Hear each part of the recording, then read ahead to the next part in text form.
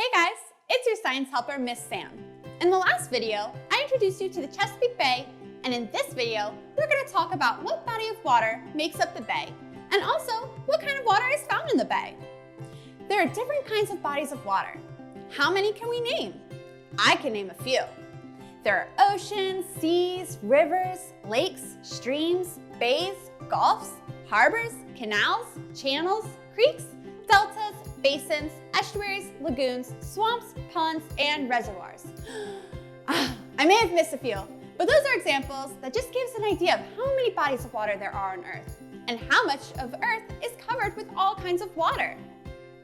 These different bodies of water all contain different types of water. Think about the kind of water found in oceans compared to the water found in rivers and lakes. What can you say about the water found in each? What have you observed? How are they different? Let's talk about the water found in oceans and seas.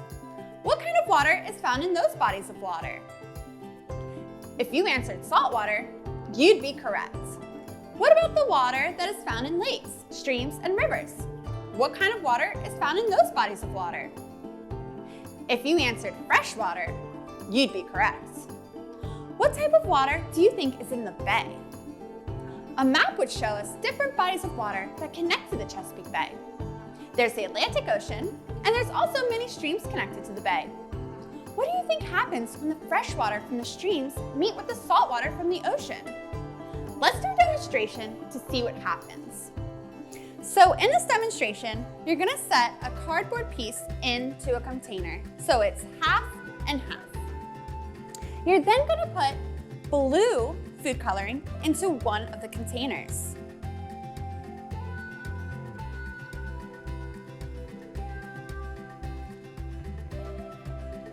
And then in the other container, you're gonna put red food coloring.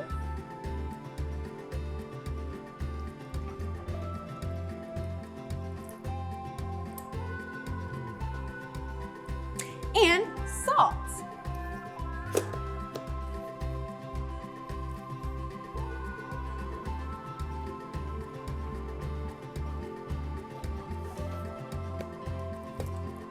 So this red container with salt is going to represent salt water. And this blue container is going to represent fresh water. What do you think is going to happen when I put the red salt water in one side and the blue fresh water in the other side? Well, let's see. I'm going to mix this up real good before I do so.